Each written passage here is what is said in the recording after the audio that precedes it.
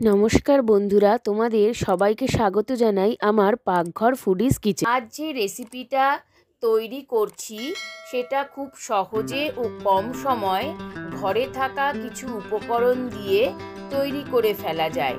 রেসিপিটা হলো টমেটো পেঁয়াজ কলি দিয়ে আমুদি মাছের ঝাল। প্রথম থেকে শেষ পর্যন্ত তোমরা ভিডিওটা দেখতে থাকো। চলো এবার আমরা রেসিপিটা শুরু করি। রেসিপিটা তৈরি করার জন্য আমি নিয়েছি 500 গ্রাম মতো মাঝারি সাইজের আমুদি মাছ। এবার আমি মাছগুলোকে ভালো করে ধুয়ে পরিষ্কার করে তাতে মাখিয়ে নিচ্ছি স্বাদ মতো নুন আর 1 চা চামচ মতো হলুদ গুঁড়ো। এবার আমি মাছগুলোকে ভেজে নেব। তার জন্য গ্যাসে কড়াই বসিয়ে তাতে দিয়ে দিচ্ছি পরিমাণ মতো সাদা তেল। মাছগুলোকে একে একে কড়াইতে দিয়ে উল্টে পাল্টে লাল করে ভেজে নিচ্ছি। আমার বাড়ির লোকেরা যেহেতু মাছ ভাজা একটু কড়া খেতে ভালোবাসে, তাই আমি মাছগুলোকে লাল করে ভেজেছি। তোমরা এটাকে হালকাও ভেজে নিতে পারো।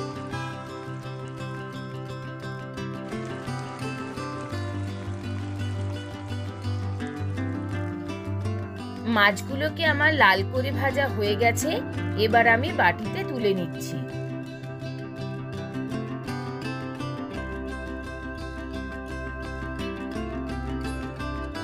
আমার মাছগুলো ভাজা হয়ে গেছে। এবার বাকি রান্নাটা শুরু করছি। ওই একই তেলে দিয়ে দিচ্ছি সামান্য হলুদ গুঁড়ো। দেখো বন্ধুরা, আমি আলুগুলোকে এভাবে লম্বা লম্বা করে কেটে নিয়েছি। এবার আলুগুলোকে হালকা করে ভেজে নেব।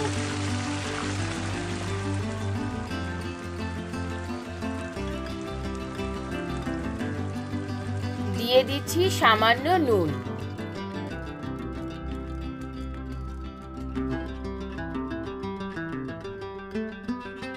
আলুগুলো আমার হালকা করে ভাজা হয়ে গেছে। এবার আমি একটা প্লেটে তুলে নিচ্ছি। আমার আলুগুলোকে ভাজা হয়ে গেছে। এবার ওই একই তেলে মিশিয়ে দিচ্ছি আর 1 চামচ মতো সাদা তেল। এবার তেলে দিয়ে দিচ্ছি 1/2 চা চামচ মতো কালো জিরে। নেড়ে চেড়ে দিয়ে দিচ্ছি একটা বড় সাইজের কুচনো পেঁয়াজ। নেড়ে চেড়ে দিয়ে দিচ্ছি ছোট করে কাটা 1 বাটি পেঁয়াজ কলি। দেখো বন্ধুরা, পেঁয়াজ কলিগুলো হালকা করে ভাজা হয়ে গেছে। এবার এতে দিয়ে দিচ্ছি 1 মুঠো মতো কুচো করা রসুন পাতা।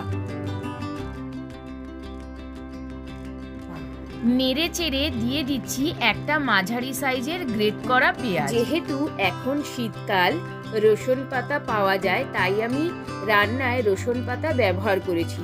তোমরা রসুন পাতার বদলে কুচনো রসুন কিংবা থেতো করা রসুন কিংবা গ্রেট করা রসুনও ব্যবহার করতে পারো।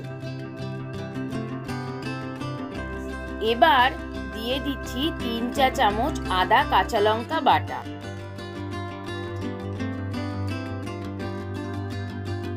মশলাটাকে ভালো করে নেড়ে চেড়ে দিয়ে দিচ্ছি 1 চা চামচ হলুদ গুঁড়ো, 1 চা চামচ জিরে গুঁড়ো, 1 চা চামচ ধনে গুঁড়ো আর 1 চা চামচ কাশ্মীরি লঙ্কা গুঁড়ো।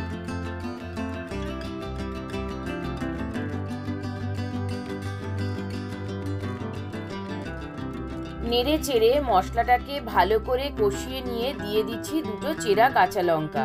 মশলাগুলো যাতে পুড়ে না যায় তাই তাতে দিয়ে দিচ্ছি মশলা ধোয়া জল। এইবার মশলাটাকে ভালো করে নেড়ে চেড়ে আমি ঢাকনা চাপা দিয়ে দিচ্ছি। মোটামুটি 5 থেকে 7 মিনিট মতো হয়ে গেছে। আমি ঢাকনা খুলে নাড়াচাড়া করে দিয়ে দিচ্ছি সামান্য পরিমাণ চিনি।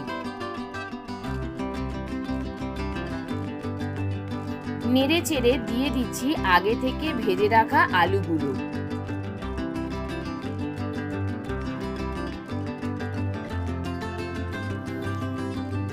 এতে দিয়ে দিচ্ছি 1 মুঠো ধনেপাতা।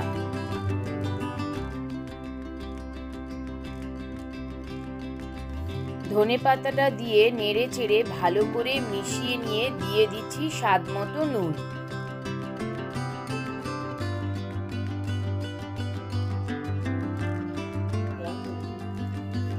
এবার দিয়ে দিচ্ছি স্লাইস করে কাটা 2টো ছোট টমেটো।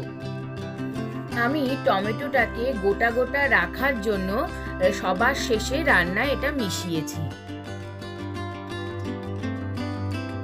মোটামুটি সমস্ত উপকরণগুলো আমার একসাথে মেশানো হয়ে গেছে।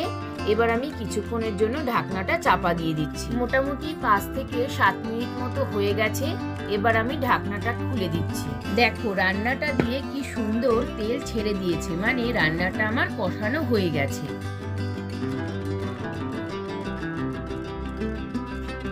এবার আমি রান্নাটাকে ভালো করে নেড়ে চেড়ে নিয়ে তাতে দিয়ে দিচ্ছি পরিমাণ মতো জল।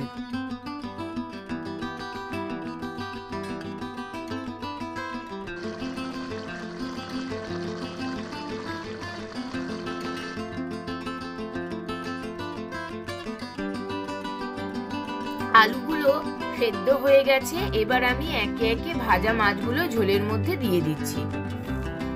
মাছগুলোকে ভালো করে নেড়ে চেড়ে ঝোলের সঙ্গে মিশিয়ে দিচ্ছি। ঝোলটা শুকিয়ে গেছে, মানে রেসিপিটা একেবারে রেডি। এবার আমি 4 থেকে 5 মিনিটের জন্য স্ট্যান্ডিং টাইমে রেখে রান্নাটাকে নামিয়ে নেব।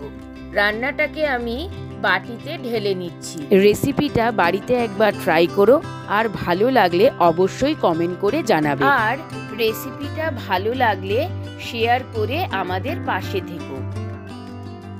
রান্নাটার ওপর দিয়ে ধনেপাতা কুচি ছড়িয়ে দিলাম। আমুদি মাছের এই রেসিপিটা গরম গরম ধোয়া ওঠা ভাতের সঙ্গে খেতে দারুণ লাগে। Thanks for watching. Please subscribe my channel Pakghor foodies kitchen and press the bell icon. সবাই তোমরা খুব ভালো থেকো আর আমার রেসিপিগুলো দেখতে থাকো। Thank you.